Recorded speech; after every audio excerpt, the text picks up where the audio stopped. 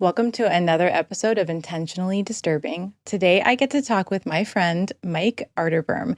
Now, Mike was a police officer in crimes against children with a large focus on internet crimes. He would view the images, the videos, and he would find the perpetrators. And his advice, his stories, his experiences are absolutely incredible, and they will teach you how to protect your children, but also things that you can teach everyone around you. So I'm excited for you to listen. We talk a lot about explicit CSAM, which is child sexual assault material. So trigger warning that we do talk about things that are very, very uncomfortable. And this is not an episode for children to listen to. Oh, hey, you're here. I started following you because of your safety advice and tips. And I mean, you used to play a child on TV. Yeah. Let's talk about that. Let's talk about your career a little bit. Yeah, go. Okay. 23-year police officer. That's a long time to see all that crazy shit. Yeah, they say that the average person maybe sees three critical incidents in their life, and if you're a first responder, you see like around 700. Wow. And how many have you seen? Uh, I don't know. It's a lot. We made Yeah. where I worked, we worked a shooting or a stabbing every single day. Now they work three. What's crazy to me is that there's no mental health preparation. Like, they Yeah, don't tell you what it's going to do to you, your trauma, your family, your marriage, your life, yeah. Um, you know. it it contributed to losing my first marriage for sure when I was in crimes against children. And they gave no heads up on this is the trauma you're going to see and hear firsthand. And it's not so much when you're because you have to review all those videos to look for CSAM or contraband, and there was no warning, and there's no checkup. It should be mandatory for first responders to go, depending on your job, like every 6 months you should have just a check-in. It doesn't have to be anything, big, and the cops will complain about it for sure. But I was telling you, I got sick. When I came out of that, I thought I was fine. I hadn't retired yet. I was getting close. But I thought I was fine with all my unprocessed trauma. And it just came vomiting out when I woke up and started to get my brain back together again. It was, And to explain, you had a minor shoulder surgery that led to pneumonia and a 1-month coma. yeah. That's the fine print they never tell you about when you're getting general anesthesia is that pneumonia is a risk. So I had this minor shoulder surgery that took an hour to repair. And yeah, I didn't think anything of it. 3 days later, I had 105-degree temperature and coughing my head off. Couldn't hold air in my chest. And I told my wife, I was like, "Hey, can you look after our son? I got to drive myself to the hospital." And I left her a note. So I deliriously, I hallucinated on the way to the ER. We live an hour from the closest hospital. Oh my So God. at like 3 in the morning, I get there and I walk in and they're like, "You need a wheelchair." So they put me in a wheelchair and take my temperature and they're like, "Yeah, you're in a bad spot." So they put me in one of the beds and they asked me, and because I have no reference of time, and they asked me for uh, my code to get into my phone so they can call my wife who's in surgery. Um, and that's the last thing I remember. Oh my God. And so you were in a natural coma. It wasn't No, they put me on a drug-induced coma, but I was getting okay. so little oxygen that things just were not functioning. My body was failing. I had kidney failure, liver failure. Um, I've lost sight partially in this eye because of lack of oxygen. The doctor told me that had I not been as big as I was, that I probably wouldn't have survived. Oh, Um, I wow. I woke up 53 pounds lighter. Yeah, all the stuff they don't tell you when you're in a coma is that you're going to have to learn how to do stuff again because your body's going to forget. So I'd learn how to Oh, feed wow. myself, how to walk again. They told me if I could, with my little IV pre, if I could walk around the nurses station, they'd let me go home. And I did because I'm hard headed. And they're like, you can't go home. Yeah. Oh, God bless my Oh my nurses. They're gosh. awesome. What's it like? What was it like in those few moments where you woke up, where you It came was a to? different season. It was fall when I went to sleep, and it was snowing when I woke up. The Wow. first words I remember, well, I had a lot of really bizarre nightmares that I couldn't wake up from. And they told my wife, who's a physician, your husband's going to die. Usually they say like, we're going to do all we can, that kind of thing. They're like, you need to make funeral arrangements. Um, so that's what she's dealing with. Oh my And God. I remember her, and I always tell people if you know somebody that's a loved one that's in a coma, to talk to them because I can't write you a book on what I had heard, but I can write the cliff notes. I can remember things that were on the radio. I remember my wife vividly holding my hand and telling me and praying and also telling me I need you to fight for me. Oh, And that I gives me remember, chills. yeah, I remember I, that as clear as a bell. And I asked her ye- after I could talk again. I asked her, "Did you say that, or is that a dream?" She said, "No, no, I said that." so Yeah, you were in a coma, but you were aware yeah, of of your surroundings. yep, yeah. I could. What was that like emotionally? I mean, were you could you feel sadness and fear and all that shit when you were? Terrifying. It was terrifying. And I guess because of all of my past, a lot of people dream normal dreams. I dream nightmares. Sometimes it's cases that I've had. Sometimes it's variations of cases that I've had. But instead of somebody else's kid, it's my kid. And it's yeah. So So and when your you're nightmares are of the crimes against children happening to your children. yeah, That's fucking horrifying. yeah, yeah. And they're like, we can give you medication these days. They're like, we can give you medication to stop the night terrors. And I'm like, I have bad experiences with those kind of drugs, antidepressants and stuff like that. I'm good. I'll figure it out. Oh my gosh. Okay, so we didn't even really introduce that part of your career. Like the focus Sorry. was child trafficking and Yeah. online trafficking. Yeah. Yeah. So, I mean, I think the biggest question is, how can we educate the audience on preventing trafficking? Like, what should we be looking for? How does it start? So it's mostly prevention. The FBI estimates there's over 500,000 child predators online at any given moment. That's what you're up against. A Wait, lot of how people, many 500,000, in the world or just in America? the world. The world. And they could be Okay. anywhere. And I'll tell you this: if they are outside of the United States, they're not under our jurisdiction. And unless I've worked with Interpol, I had to do some cool things that I'm very grateful for. Um, my day would start with an image or a movie, and my first objective is to identify the child. If it's a legit CSAM, so I'm Is it looking at an things. image? Yeah, what's the image of? Is it just a child or is it actually somebody being harmed? It's usually a mix of both. It could be first. I got to figure out is it legal. If it's legal, my job is over. I have more. I have a stack of cases I can't get to. The reality of ICAC detectives, and you can ask any ICAC detective this. Um, we have so many toddler images and toddler CSAM.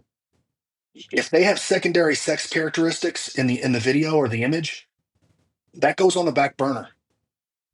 Unless you know exactly who that child is. If there is a chance that they are over the age of 18, like a barely legal kind of situation, that case goes on the back burner unless you know for a fact that child was 15.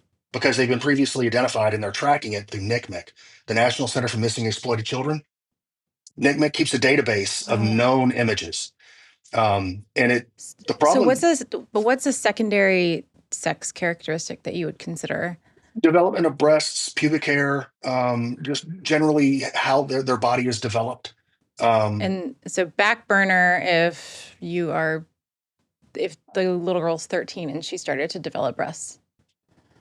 Unless it's just obvious they are a child, then you just don't have time. There are cases that you can work that are, um, there just aren't enough detectives doing this, and the problem is so huge, people just don't know, and the topic is so awful, people don't want to talk about it.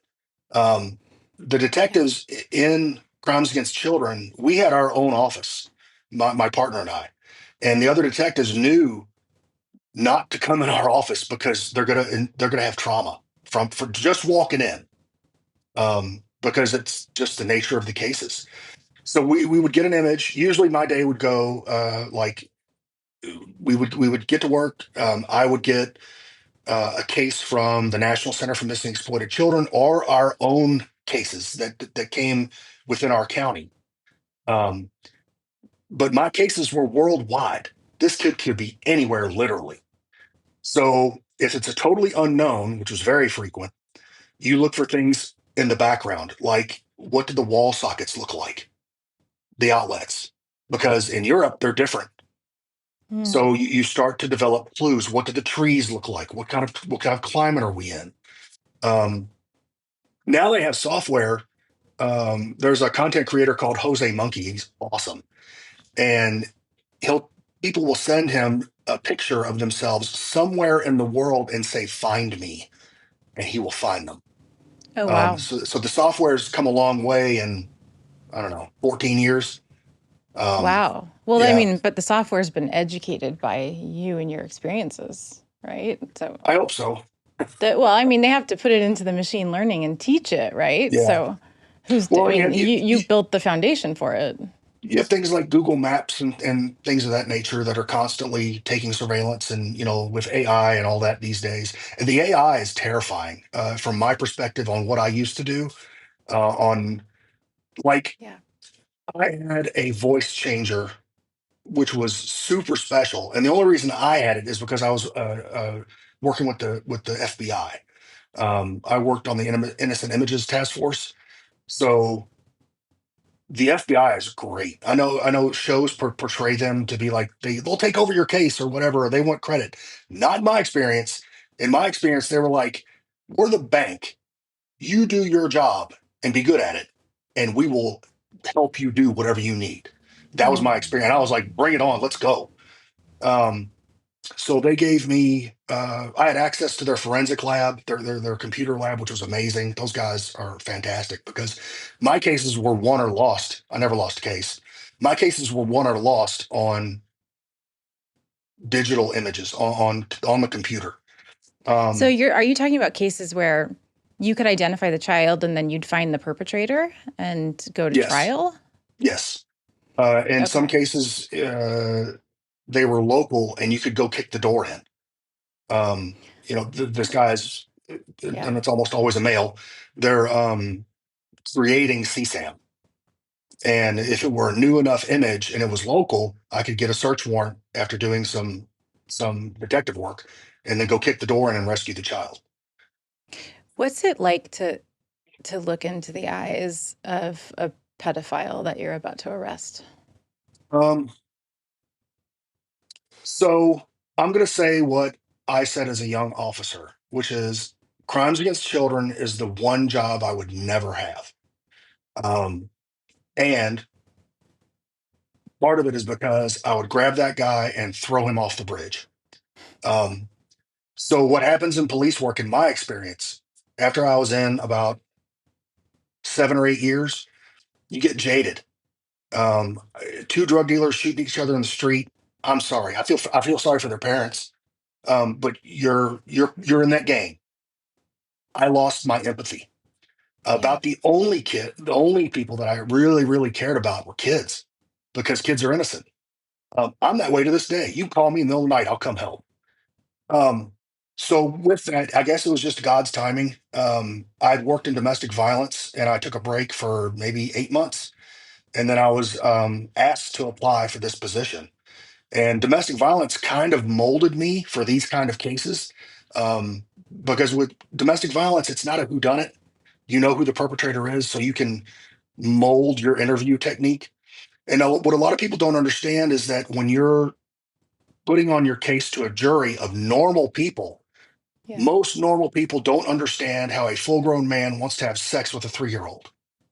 And so that beyond reasonable doubt, that reasonable doubt is what could possibly hold that one juror. Like, people don't think that way. There's no way that that man that I'm looking at right there wanted to do that. So my job interviewing pedophiles was to not be intimidating because my guys weren't like bank robbers and murderers. These are guys that have never been caught committing a crime. So what I had to do, I would come in as a dumb fat guy. I would wear a big Hawaiian shirt. That was my dress for the day. God, that's Um, such a technique that lawyers use in depositions too. Like, if a lawyer always wears a fucking Hawaiian shirt so that you don't think he's going to come at you. But okay, this yeah, is good. It's actually an excellent tactic for a pedophile. yeah. So you structure your whole interview technique around that. And my job was to get that confession. Was to get him to say, "Yeah, that's what I typed. That's what I like. I like this age group. Um, Once they're of a certain age, I don't like them anymore. Uh, just just the details and get them talking."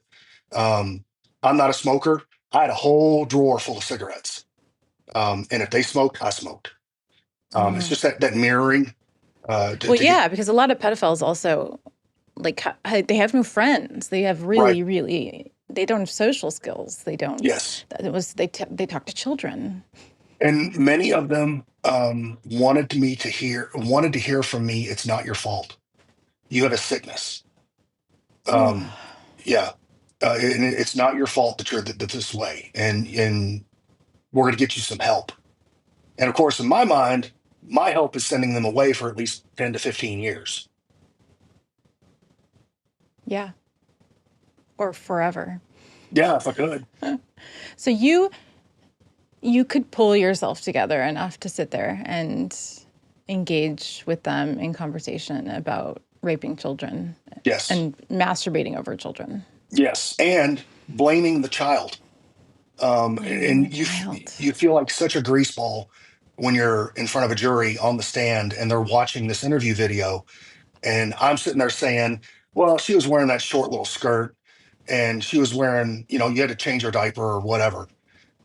And you're blaming the victim so that they're like, and they'll be sitting there going, "Yeah, yeah." Um, so Yeah. and everybody's different. Interrogations are an art form as much as they are a pseudoscience.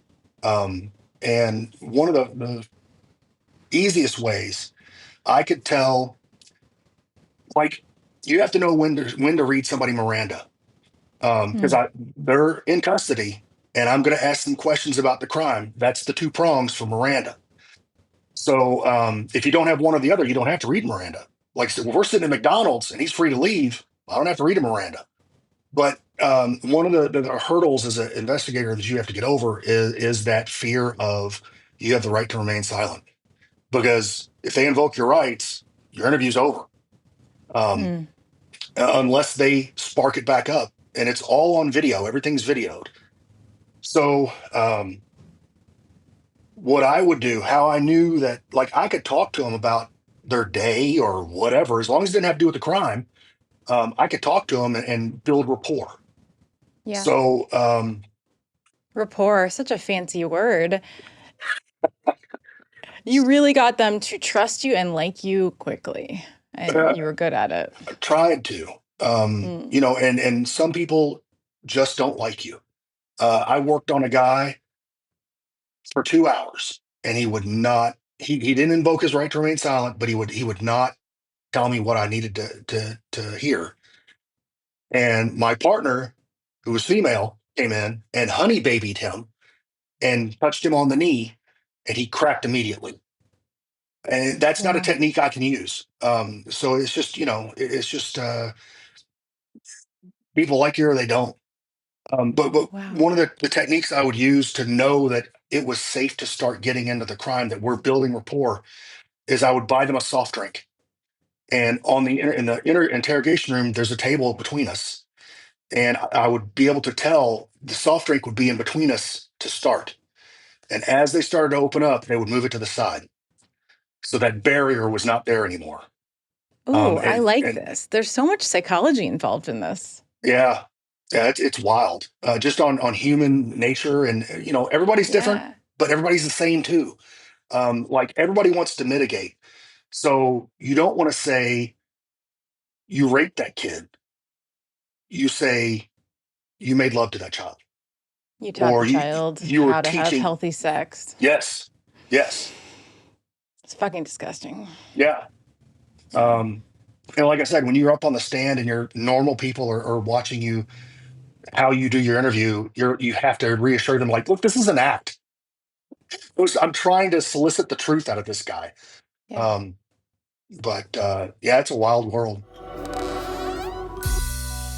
I gotta get paid commercial time. So, so what do you do with it? I mean, it goes inside you. You feel you're aware of so much trauma and horrific things, and I've seen the images too. Like they'll never leave my brain. How did you manage to, to survive it? Um, you don't do anybody any good if you fall apart, and that goes for any scene that you're on. You got a job to do. I've had younger officers break down. A dad had rolled over on his infant because they were co-sleeping, and suffocated her Mm. to death. And one of the officers that was there was breaking down. I'm like, hey, you're not doing anybody any good. We got to get through this. We fall apart later, um, but right now you're here to help these people. So you keep that in mind. You process with working out, booze. Uh, I isolated myself during my first marriage, and didn't know that I was what I was doing. But I would Do go you mean like downstairs. isolated physically and also emotionally? Like you weren't telling her what you were seeing and how you were feeling? um, Reasonably, she had told me, "Don't tell me about your day," um, and I was like, "Cool. Well, what?" And that's fine. I shouldn't bring all that awfulness to somebody else if they're not getting paid. Oh, um, but what I should have done is had some kind of healthy outlet. And thankfully, I was working out. I worked all the time. Like if there was overtime to be had, or if there was a case that went long, no supervisor is going to tell me to go home, Hmm. because what's the alternative? The child gets hurt, and that makes the news because you made me go home. Um, yeah, I mean, in part, you're a body for the government, right? You're a number, but also yes, you're this human being who has to ruin himself to take on a caseload that in one case is enough, but to just keep going and work overtime because you'll never catch up. yeah. It And just there's that feeling of, I know it makes a difference if I show up to work. If I stay home, or I call in sick, or I don't do my job, something bad is going to continue to happen. But if I come to work and I do my job, I might be able to save a kid. Like it yeah. is tangible. Um, so it was a tough job to leave. But it was definitely, burnout is just over a year, about a year and a half on the typical crimes against children.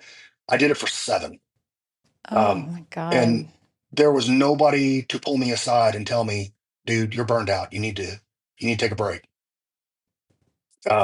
So when it was time, it was definitely time. 7 years. Yep. How many cases have you how many cases have you been on? Um,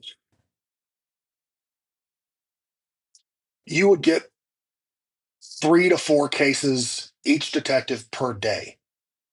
Um, and some of those, there's nothing to them, or they lead to China. Enemy countries don't cooperate with us. So my connections at Interpol, the case was dead, because I have to follow the track. I have to trace that image through different countries. Germany was great. England was great. They're like, we'll go snatch that guy up right now. So because they don't have the Gosh. same rights as we do. Mm. So and and I had a few of those cases. But you never know what you're gonna be working for that day.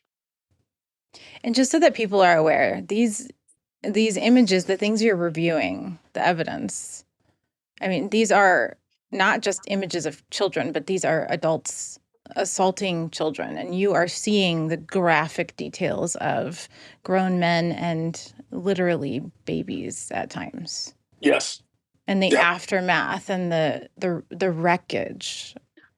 The thing that you pray for is that there are a bunch of known images on this person's hard drive, and I don't have to see them because there's a hashtag number, not a hashtag, a hash number assigned to those images, which is more accurate than a fingerprint.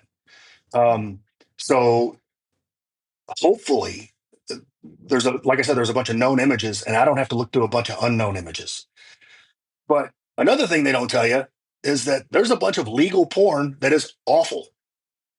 Self-harm videos, uh, the Pain Olympics, just to name a series of horrific videos that are completely legal here. What? What? Yeah, What are the Pain Olympics? Is it's like BDSM but snuff? there's This some of video is those. not going to be monetized. Fuck. I'm so sorry. No, I just said snuff, okay? They said old timey stuff you put in your nose. It's that snuff. Um uh how do we let's explain to people what is snuff? Gosh, snuff videos are kidnapping videos that are illegal, and there are fake ones and there are real ones, where usually a female is kidnapped, she's sexually assaulted, and then murdered on camera. Yep, there you go. Um, So, the the Pain Olympics are people usually on PCP that can't feel pain. One of them was a guy that circumcised himself with a razor blade on camera. Um, one A guy sits on a big wine glass and puts it in his rectum, and it breaks, and he's pulling out the shards one by one. on Legal. PCP. Yeah, well, I don't know if it was or not, but I'm assuming they had some kind of pain medication So or something. people are masturbating to this? This is like or it's more like just like a fun I what's think that? it's like Faces of Death, that old VCR Okay. thing where it's just awfulness, and a normal person doesn't see that. So, like, I don't go to see horror movies. I don't go to haunted houses because I know what it is to be called to a house. There's a person that is wanted for a violent felony. It's his third strike. He's never getting out if he gets caught. The house is completely dark. He's probably armed and he's hiding in the attic or he's hiding somewhere in the house. And it's my job to go get him. And you're afraid. I mean, I Yeah. don't want to die, but that fear keeps you safe. So you think of all the different things that you can do to mitigate the danger, and going and getting that guy. But yeah, the reality of the job, had I done, I'll be honest, I had no idea what I was doing when I applied to be a police officer. I had Yeah, no idea what I hear that cops. a lot. Yeah, I have no idea. I have no idea what I had no idea what cops really do. Um, I was hooked when I made my very first run out of the box. Before I even knew my FTO, my field training officer's first name, Our first run out of interrupted roll call was an armed robbery, and I'm riding literal shotgun. Um, and I was hooked. After that run, I was like, you could just pay for my room and board. I'll do this job for free. And I had that attitude for 3 years. And then after 3 years, the newness wears off or whatever, and it becomes a job. Yeah. And but yeah, that's the part I don't tell my kid. 'Cause I don't Yeah. want to be a cop. I, yeah. And, I've had similar, in my role as a forensic psychologist, these cases, and I see the gruesome details. I'm not there on site. That would just add this layer I can't even fucking imagine. But I I get these flashes throughout the day of not necessarily with emotion, but just images of like, oh, this could happen or this happened. Yes. And the worst for me are like when I'm changing my son's diaper and I'm like, oh my God, I remember this scene. Yeah. This is how the child was laying. Yeah. I don't think Um, people realize that that we're doing this for the world and we're carrying it with us every day too. yeah. And what gets me is the people that don't have it coming. Family of five driving down the expressway, hit by a semi tractor trailer in a minivan, bodies literally all over the road. And I'm picking up body parts. And it's just a family going to church or whatever. They didn't have it coming. And I think of that now that my son drives. Um, that's what scares me. That's what the normal person doesn't think of that kind of stuff. But I'm that way on almost everything that I do. And you and I both get a lot of shit online, like that we're fear mongering and all this bullshit. And it's like, what do you want us to do? Do Yeah. you want us to pretend that this fucking world doesn't exist? I mean, somebody has to be there to explain grooming. It's amazing to me. Tell me how in your mind you justify these fear mongering comments.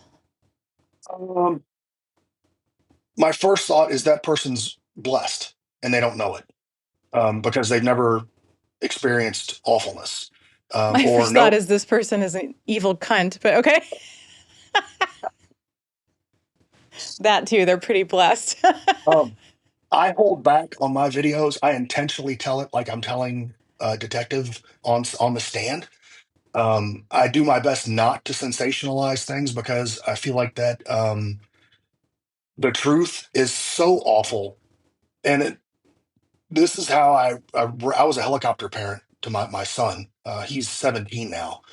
But when he was 2, when I was in crimes against children, I was a helicopter parent because of all the awfulness that, I mean, drowning, you name it, that I had seen that had happened to somebody. And I just didn't want it to happen to me, or to my family. Um, but yeah, the grooming, I've had cases where the bad guy's known this person since they were 12, and they're like, just wait until you're 16. Because at the time, 16 was the magic age in my state. Now, if they took a Mm, picture of it, it had to be 18 because that's federal. But the actual act of grooming starting at 12, if you have that conversation saying just wait till you're 16, that's illegal. wow. Let's let's give some tips to people on how to catch grooming, especially online, if your kids are um, getting groomed. Like, what can we tell parents? Secrecy, no electronics behind closed doors. So no Xbox, no computer, no phone in their room. Um, if your kids sound young and they use a headset to game, they don't get a mic. They make plenty of headsets with no mic. Um, If your kids sound young.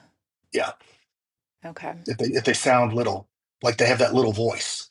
Mm. Um, Now, for my child, it was a challenge to communicate. Online friends are not real life friends. So when he's gaming on his Xbox and he's in a chat room with a bunch of people, they aren't his real friends.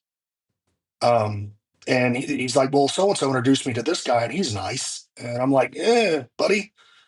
And it's my parenting skill, or my parenting mindset was to expose him enough to my world that it informed him, but didn't scar him for life.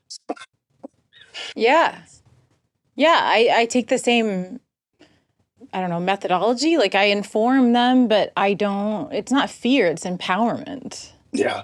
that they walk away with. And there's a grace to doing that. So yeah, timing.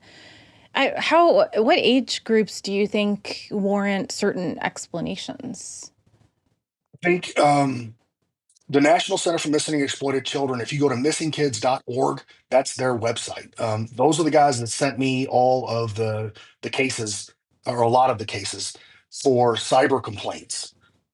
Like if you see something or somebody does something online and you think it's illegal, you send it to them and then they vet it and then they either send it to me or the FBI. Hmm. Um, but they have some really excellent age appropriate videos, um, explaining like through the levels of age, for the dangers of online, or over social media in general. Oh, Um, that's great. What's the website?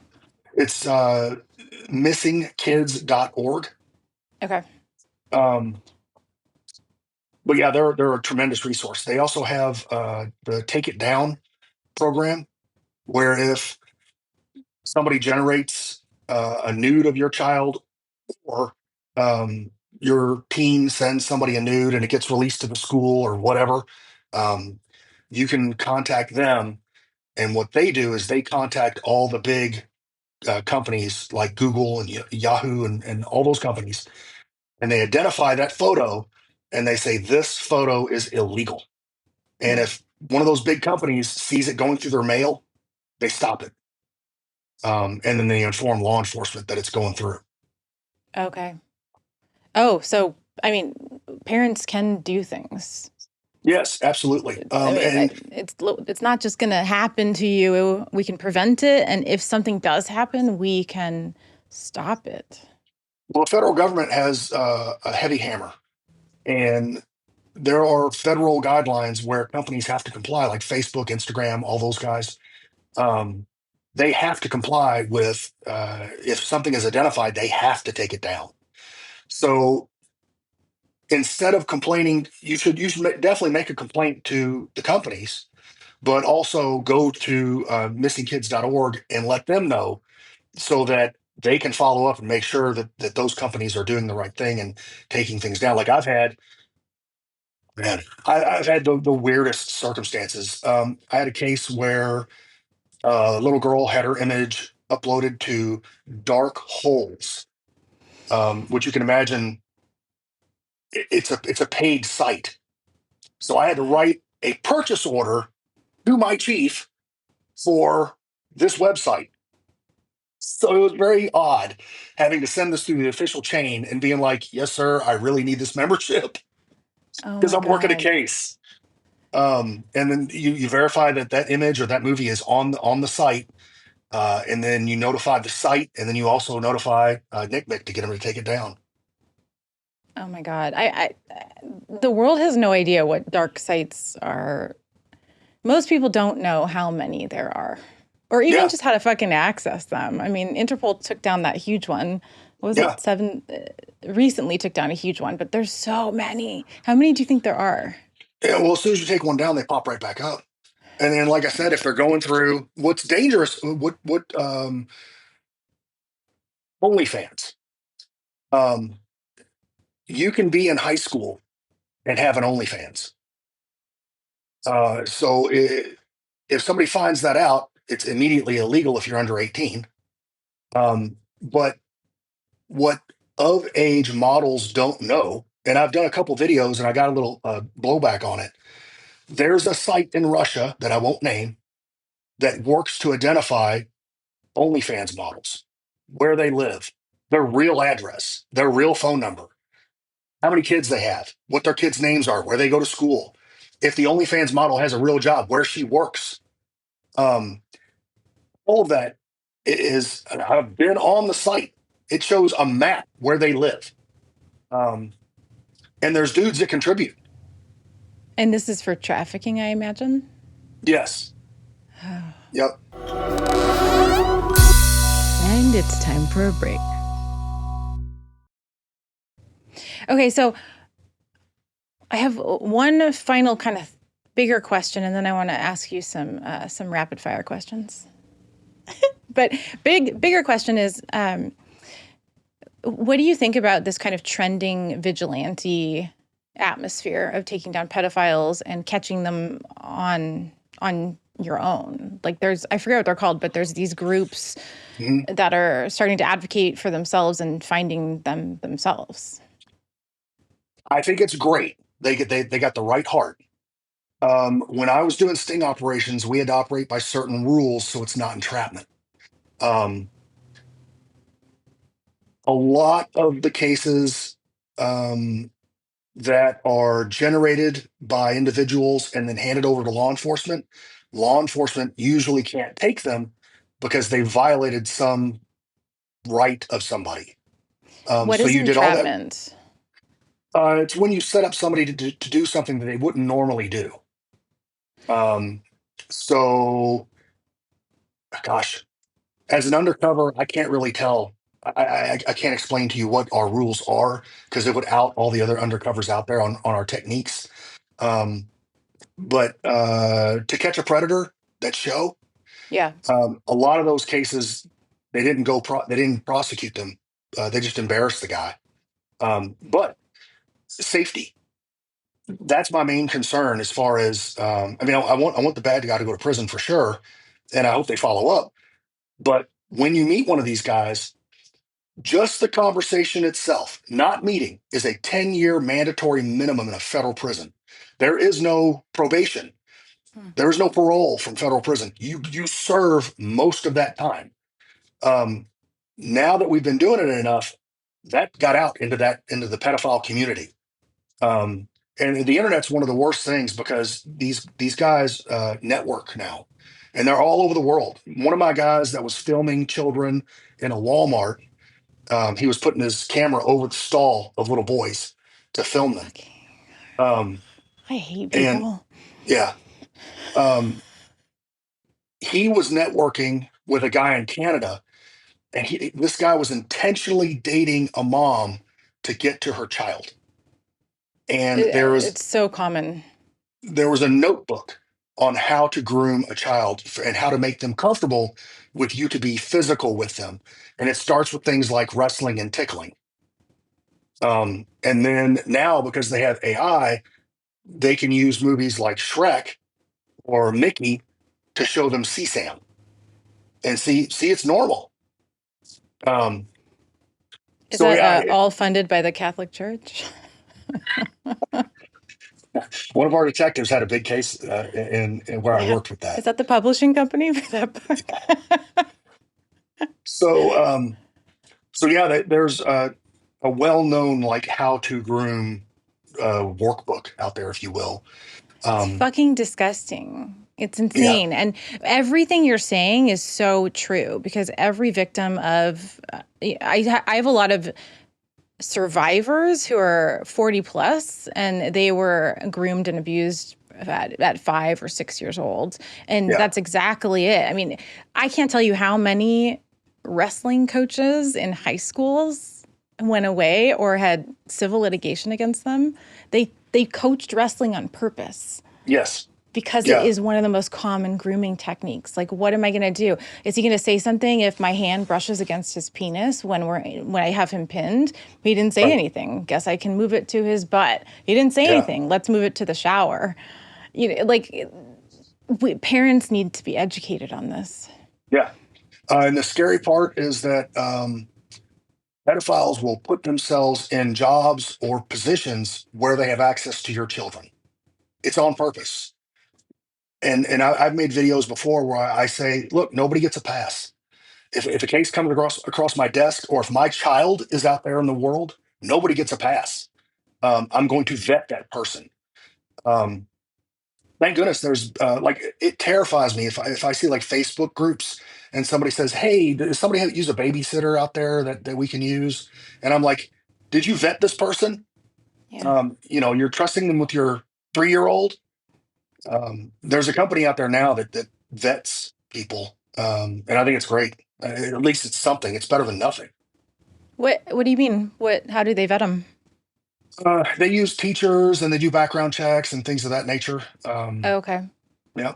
Because like on care.com, when you're picking a babysitter, you can pay more and they'll do background checks. But I always wonder, what are they actually doing? I'd just do it myself. Well, and the scary thing is that pedophiles usually don't have a record. Yeah. Ain't that the truth? Yeah. So we've learned that vigilantes have good hearts, but you could actually fuck it up more to the point where the pedo isn't going to go away. Yeah. And you could Well, also get yourself in legal trouble. well, you can get killed too. I've had when I did takedowns, we would have them meet in a parking lot or a park that was not busy, and it was because just in case of gunfight. I've had guys travel. I'm in Kentucky, and I've had them travel as far as North Carolina to come and meet me. Um, and when we take them down, you take it down just like a SWAT operation. Yeah. You don't give them a chance because you don't know if they have a gun under their leg. I've had them show up with duct tape, Valium, um, crotchless panties, sex toys, CSAM on hard drives, on like thumb drives, um, rope, all kinds of stuff. Fucking twisted monsters. Yeah, yeah. When I say predator, that's what I'm saying is they are predators. Yeah. Yeah. Animals. Um, but then with that same brushstroke, I have to pull it back in because I need this guy to talk to me. Yeah. So other officers usually take him down, and I'm the guy that takes the handcuffs off. I'm the guy that asks him, "Do you want to smoke? Do you want a Coke? Are you hungry?" Yeah. Because I think I read something like 80% of human conversation is had over food. So we had like a jar that we could dip into in the office to go get the guy a Happy Meal, and whatever he's eating, I'm eating. Yeah. Oh, when I was working in the state hospital, I got so pissed at the night staff because they'd bring like McDonald's to the guys in isolation. I'm like, they're not going to learn their fucking lesson. I know you had a burger last night. But it does. Food makes food makes violent, dangerous people easier to be around and get things out of. Yeah. Yeah. So Um, that's I want to like shout out Bark Technologies, and not yeah. this is not paid at all, but like you and I both love it, and I use like I feel like people need some tips with what they can use to monitor the online presence for kids. Now I know AT&T has something. Bark Technologies reviews the software, so like you'll get alerted to your phone if your kid is around violence or bullying or bad things. But what are some other like products, things that you recommend so that parents can feel like they are as aware as humanly possible with online grooming? Gosh, I think Google makes family safety something like that. Okay. Um, there's there's just not enough. Like Instagram recently put up like we have teen accounts and they're totally safe. They are not totally safe. Yeah. Oh, that was Um, one quick question I had. Um, if you private your account and you still have images of your children up, how secure do you think that is? for the average person, pretty secure. For somebody that wants to see your photos, not secure at all. Okay. There's a way or multiple ways to get past the privacy setting on somebody's account. Okay. That's a huge, huge lesson to learn. But like I try to tell people with burglars, the average burglar doesn't know how to jam your Wi-Fi. They don't know how to hack through your password. Most of them are like trying to pry your door open. Um, is it possible that somebody could hack your Wi-Fi and turn your cameras on, or look through your cameras? Yes, it is possible. It's not likely. But how do you know if you're going to be a target? Yeah, it only takes one. I mean, I live in a safe neighborhood. You live in a safe neighborhood until the one bad guy walks through your neighborhood. Then it's not safe anymore. Yeah, exactly. Okay, let's do our rapid fire questions. If you could commit a crime and get away with it, what would it be? Gosh, I don't know. There's some bad guys out there that I could probably drop off and not worry about anymore. Same. I think we probably have the same. We do. We could just do the crimes together. Yeah. Let's just go. Let's just go kill a bunch of people. Anyways, wow, this video is just going to be taken off the internet. Okay. If you had to die by death penalty, which method would you choose? Gosh. I'd probably say firing squad. Really? Yeah. And I guess because I'm so familiar with firearms and having to train, and I guess I would want to be aware of it. I wouldn't want to like go to sleep and not wake up. Oh, I guess you also have the coma history, so You we know what's wouldn't want wild? to like gas you and then not like have you die. I didn't sleep for three days when I woke up, and I was scared. Uh, Um, when I uh, was afraid to go back to sleep, and my wife was sitting right next to me in the hospital. God bless her. She didn't leave for 30 days. uh, Um, People brought her clothes, brought her food. She's amazing. But yeah, I've not been scared since I was a child, and I felt fear when I woke up, and I was like, I don't want to go back to sleep. uh, And my wife was like, I can't even "You're gonna imagine. lose your mind. You're hallucinating." Because I was on the third day. Yeah. Yeah. Okay. So if you get the death penalty, we'll advocate for. Well, make sure you do it in a state that has death by firing squad Firing first. squad, right? Wait, like do your crime that you won't get caught for in Idaho, and then we'll Right? do the firing squad. Yeah. Okay. Okay. One more question. If you could change a law in this country, what would you change and why? One they're working on now. Um, and some states have it, but a lot of states are playing catch up. In a lot of states, this is a two prong. Um, a generated AI image of a child that is CSAM, in some states that's not illegal because it's not a real person. And it takes forever for the Mm. laws to catch up with technology because technology evolves so fast. The other one is child YouTubers. I think the parents are benefiting massively from if they have a successful show, and many times the kids don't get anything from it. Mm. Interesting. Yeah, Is there anything we can do to help advocate for that? Since you said it's kind of happening now? yeah. I think if you just get the ear of congressmen, like I was super lucky. At the time when I was working hard and I was taking a lot of cases, and I got the opportunity to talk to the attorney general of my state. And he asked me that question: if you could change something, if I could do something for you, what would it be? And I said, sir, pedophiles when they're in prison research where they can move to where the restrictions aren't so bad. Our Yeah. state doesn't have enough restrictions and make their life miserable. We are attracting pedophiles from prison. And he was like, Mm. really? And I was like, yeah. So, and this comes from talking to bad guys. Like, I see you're from Indiana. Why did you move to Kentucky? Why are you even here? And if you really want a real eye opener, go to familywatchdog.us. and look up the sex offenders that live around you. Enter in your home address, and you will Mm, be blown away at all the sex offenders that live close to your house. yeah.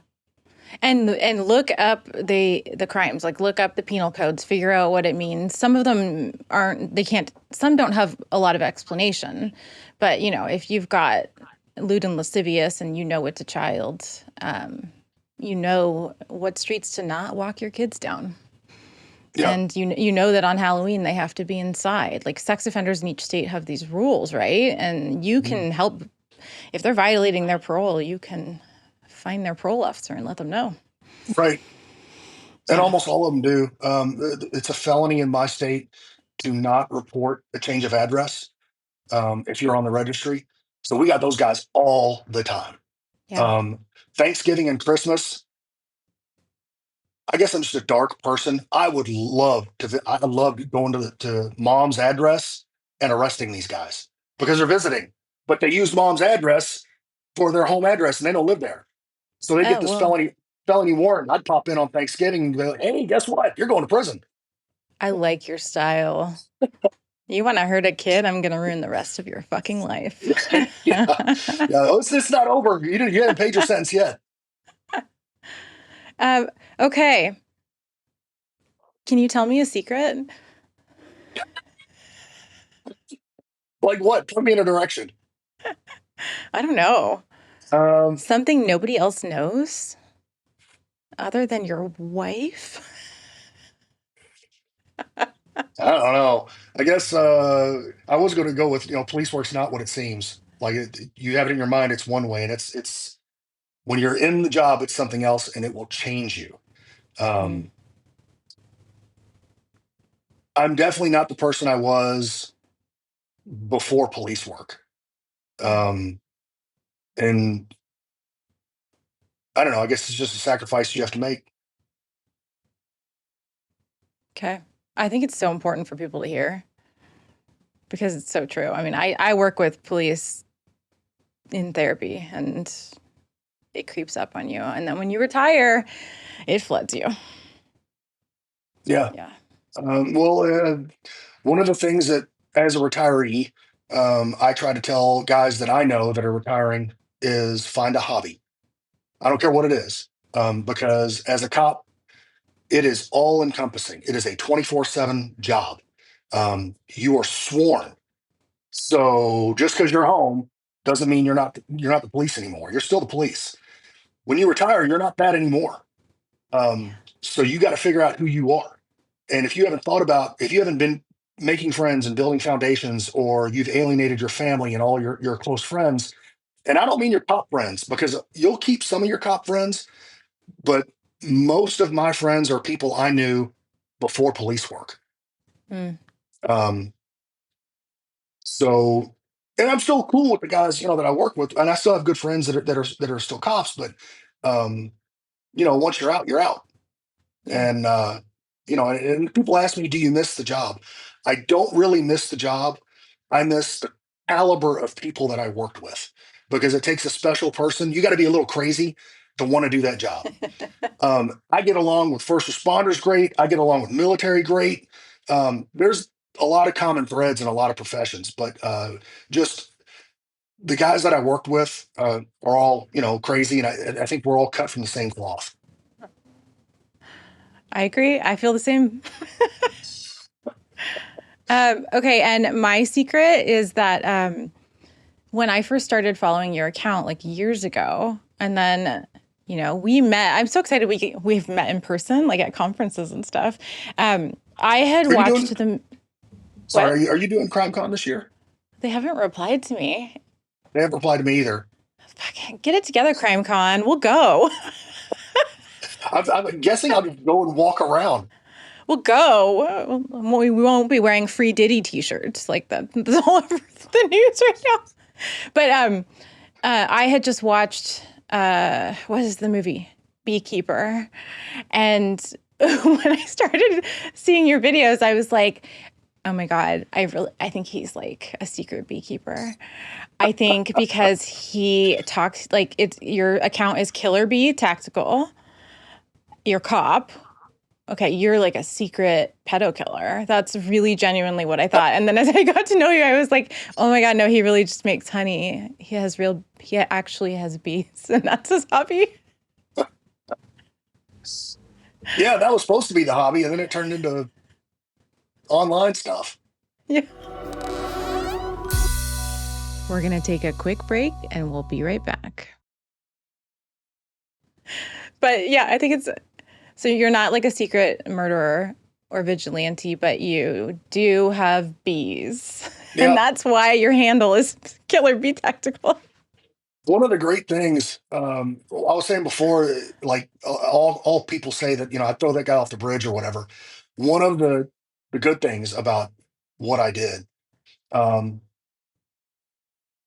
most cops are disliked in rough areas, and I could go in my goofy shirt into real housing projects and talk to the guys on the corner and be like, "Look, yeah, I am 5-0, but I'm looking for a guy that hurt a 3-year-old." They would take me to his apartment.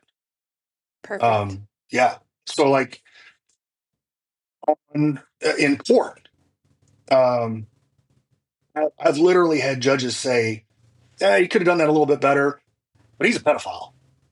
Um, so it's I guess the one crime most people are united in, that is absolutely wrong. That guy's a monster, and let's put him away. So yeah, it was hard work, and I did come away a little banged up, but I never asked myself, did I do some good? A lot of cops when they retire, they're like, did I make a difference? I don't ask myself that question. Um, I got to help some kids, so and not everybody gets to say that. Oh, God, you're so like every officer where you just minimize what you do. Like you were on the other end of 911, and I cannot believe that first responders don't understand that the world relies on this one little phone number and that you're going to respond. Like the world relies on this small chunk of people who are willing to just fucking go out to anything to rescue people they don't know. Yeah. That's an And incredible, honorable job. Your career is incredibly honorable. And it still is because you are still spreading the message. You're just doing it in such a different way now. yeah, well, you gotta have fun. Um, Cops have great senses of humor usually, and it's usually gallows humor. So I can be around them and say some really messed up stuff, and everybody gets it and everybody laughs.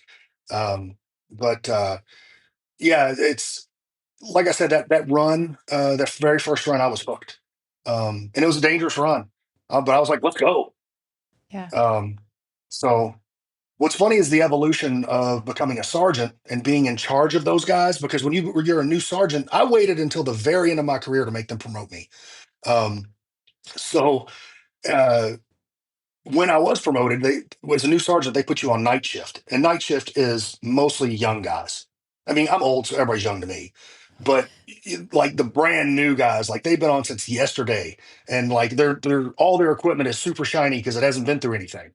Um, as a sergeant, you got to kind of pull the reins back a little bit, and because guys are hard chargers and they're like, let's do this, let's do that. I'm like, well, hold on now, let's make sure this is legal.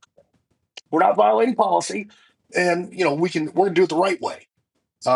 And I got a kick out of working with the younger guys because they never complained, and if they complained, it was over stupid stuff. Um, they were enthusiastic, and most of them wanted to learn. Because by then, I'd been there and done that. I've done a lot of stuff. If you want to learn how to write a search warrant on a bad guy on a drug deal, I can show you how. If you want to go pull trash out of a trash can because you don't need a search warrant, and go through some dude's trash and get a search warrant for that house off the trash, I can show you how to do that. Um, so that part was a lot of fun. Yeah. And meaningful. Yeah. Well, yeah, You and your wife together are incredible. she's a good person, Well, and I think she's that saving lives too. Jeez. yeah, well, she's a good human. Like everybody likes my wife. Um, like, well, after years of police work, I came through relationship wise jaded. And my fatal flaw was vetting everybody. And I would look to find something wrong with you until I found something wrong with you, and then we were done. Yeah. Um, so, and it was always something awful, like they're talking to like five other dudes or whatever. But I did that with my wife, and as it turns out, she's actually a good person.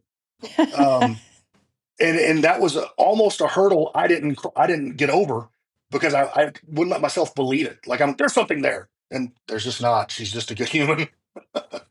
Yeah. Good. I'm happy. I'm so happy for you with the way that life has turned out. Every day is a plus one. When they tell you Yeah. you're going to die, um, every day after that, I had a come to Jesus moment, and I was like, God, whatever you want me to do, I'm on board. I'm in service. Yeah. Um, so like when I have a bad day or whatever, well, like even like I had to get my blood checked because my blood got all screwed up from being on all the medications that I was on and all that, from all the blood draws and not eating at all, being on a feeding tube. Yeah. I was anemic. I mean, just all the wild stuff that could go on wrong with your blood. I had. Um, so at one point, my kidneys weren't working. I had to be on dialysis. I had a tube sticking out of my neck. Um, God. yeah. Um, but anyway, I'd walk into the blood place, and they didn't tell me that it's a cancer place. And I'd, hobble in with my cane, and I'd look at all the people that had cancer getting chemo, and I'm like, oh, I don't have any problems. I'm good. So, it gives you perspective on that every day is a plus one. You got to appreciate the day. Um, and whatever little hiccups I have, I'm alive. Yeah. It's not the alternative. So we're good. I appreciate that. And also protect the shit out of your children. Yeah. And you brought them into this world. You are in charge of keeping them safe. Yeah. Yeah. Yeah. Especially with online stuff. The online stuff is scary. Um, you wouldn't take your kid and drop them off at a bar and be like, good luck. And that's exactly what you're doing when you put them on the internet. You're putting them Yeah. out there to guys that are hunting children. Literally, they're hunting children. Um, Gives me chills. yeah, Yeah. Well, I thank you for doing this podcast. I know I've been talking to you about it forever. that's my pleasure. And anyone listening, like, go follow Mike's accounts. Are they all Killer Bee Tactical? Yeah. Yeah, everywhere's. Yeah, you can go to killerbtactical.org and whatever your platform you like. Hopefully, Yeah. I'm on it. Yeah. But yeah, it's killerbtactical.org, and then everything that I do is on there. Yeah. And genuinely, if he's recommending a product or a safety tool or pepper spray, he stands by it. And I really, really appreciate that because he's not just selling you bullshit like a lot of other creators out there.